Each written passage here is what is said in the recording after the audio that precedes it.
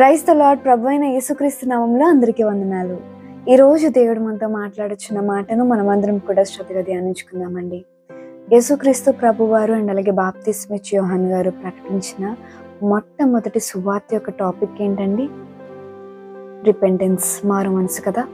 అయితే ఈరోజు మనము మారు మనసు గురించి ధ్యానించుకుందాము. మార్కు సువార్త 1వ అధ్యాయం 15వ వచనం కనుక మనం చూసినట్లయితే, కాలము సంపూర్ణమై ఉన్నది, దేవుని రాజ్యము సమీపించి ఉన్నది, మారు మనసు పొంది సువార్త నమ్ముడి అని చెప్పుచు దేవుని సువార్త ప్రకటించుచు గలిలయకు వచ్చెను.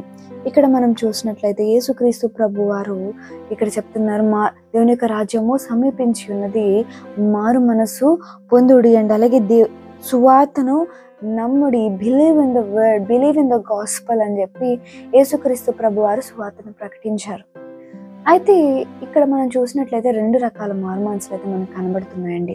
క్రైస్తవులుగా ఉన్న మనం అందరం కూడా మారు మనసు కలిగి ఉండాలని మనకు తెలుసు.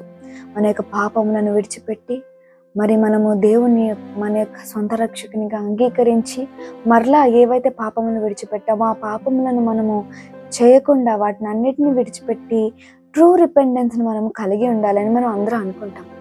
కాకపోతే ఇక్కడ చాలామంది ఏంటంటే, నేను ట్రూ రిపెండెన్స్, నిజమైన మారు మనసు పొందాను అని అనుకుని మరలా వారు పాపం చేస్తూ వారు దేవునికి వ్యతిరేకమైన క్రియలు చేస్తూనే ఉంటున్నారు.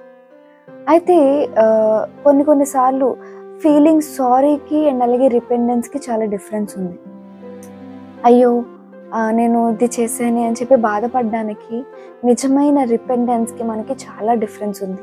బైబిల్లో కనుక మనం చూసినట్లయితే అనేకమైన వ్యక్తులు ఉన్నారు, వారి యొక్క జీవితంలో వారు ట్రూ రిపెండెన్స్ అనుకున్నారు కానీ అది false, it's not a true dependence. వాళ్ళు ఫాల్స్ రిపెండెన్స్ వాళ్ళు కలిగి ఉన్నారు. మరి సౌలును కనుక మనం చూసినట్లయితే, ఇశ్రాయేలుకు మొట్టమొదటి రాజు అయిన సౌలుని కనుక మనం చూసినట్లయితే, ఈయన మరి దేవునిచే అభిషేకింపబడిన వాడు, దేవునిచే ఎన్నుకోబడిన వాడు. అయితే దేవుని యొక్క మాటను ధిక్కరించాడు, దేవునికి అవిధేయత చూపించాడు.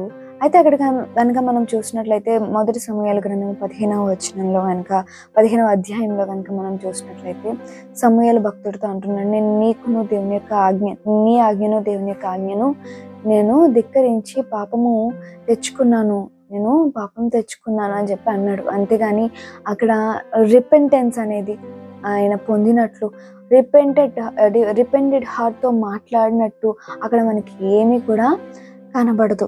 అండ్ అలాగే ఆహాబు, మరి హీస్ ద క్రూయల్ కింగ్. మరి ఇతను కూడా మరి ఎప్పుడైతే కింగ్ ఎలైజా ప్రవచించాడో, అంటే అక్కడ చెప్పాడో ఏమనంటే దేవునికి ఉగ్రత రాబోతుందని ఎప్పుడైతే చెప్పాడో, వెంటనే అతను ఏం చేశాడు, గోనె పట్ట కట్టుకొని ఉపవాసం ఉండి మరి పశ్చాత్తాపడినట్లు మనము చూస్తాము. అక్కడ కనుక మనం చూసినట్లయితే ఇది నిజంగానే ట్రూ రిపెంటెన్స్.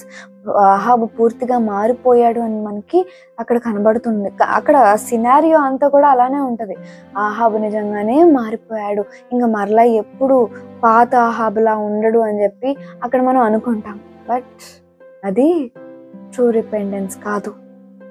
మరి మరలా తను దేవునికి వ్యతిరేకమైన పనులు చేస్తూనే వచ్చాడు.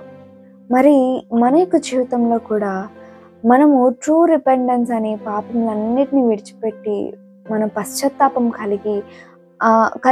కలిగి ఉంటున్నాము. మరలా మనం ఏదైతే విడిచిపెట్టిన పాపం ఉందో మరలా వాటి వైపుకి మనము తొంగి చూస్తున్నాము, వాటిని మనము చేస్తున్నాము. నా ప్రియ సహోదరి సహోదరుడా, ఈ రోజున మరి నిజంగానే కాలము సంపూర్ణమై ఉన్నది.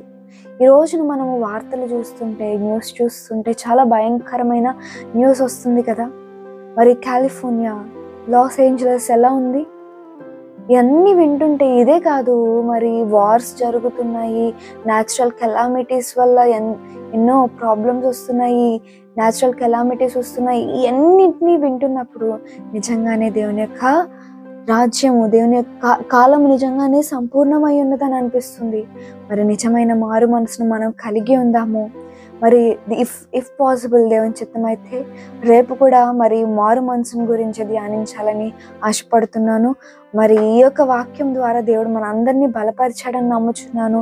ఒకవేళ నిజమైన మారు మనసు కలిగి లేకుండా ఉంటే నా ప్రియ సహోదరి సహోదరుడా, ఇదే అనుకూల సమయము. దేవుని ఎదుట మోకరించి పశ్చాత్తాపడదాము. మరి దావీదు భక్తుడిని చూసినట్లయితే 51వ కీర్తనలో మనకు కనబడుతుంది నిజమైన మారు మనసు ఏంటో. అతను పాపం చేశాడు, పాపం చేసినప్పుడు దాని యొక్క శిక్షణ పొందుకున్నాడు, అండ్ అలాగే నిజమైన మారు మనసును కలిగి ఉన్నాడు. అటువంటి మారు మనసును మనం కూడా కలిగి ఉండాలి. ఈ యొక్క వాక్యం దేవుడు మనందరి జీవితంలో నెరవేర్చును గాక. ఆమేన్. అందరూ తల వంచినట్లయితే ప్రార్థన చేసుకుందామండి. సర్వోన్నతుడా, సర్వశక్తిమంతుడా యేసయ్యానికి వందనాలు. ఈరోజు మీరు మాతో మాట్లాడిన వాక్యమును బట్టి నీకు స్తోత్రములు.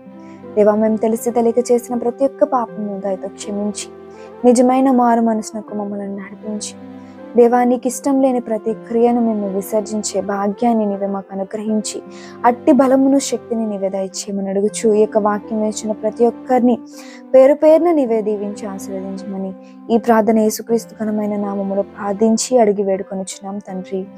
ఆమేన్. God bless you. Have a blessed day.